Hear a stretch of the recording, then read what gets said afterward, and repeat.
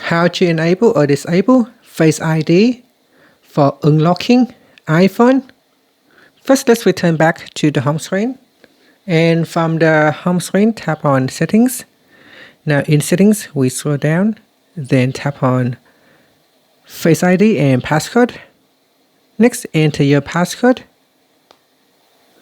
And from here, we go down to the Use Face ID for section and tap on iPhone Unlock. Tap on the toggle button to switch it off or turn it on.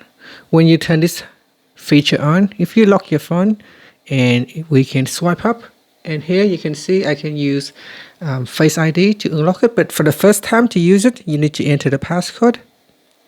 After that, you don't need to enter the passcode anymore.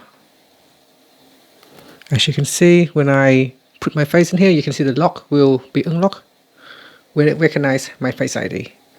And that's it. Thank you for watching this video. If you find it helpful, please like and subscribe to my channel for more videos.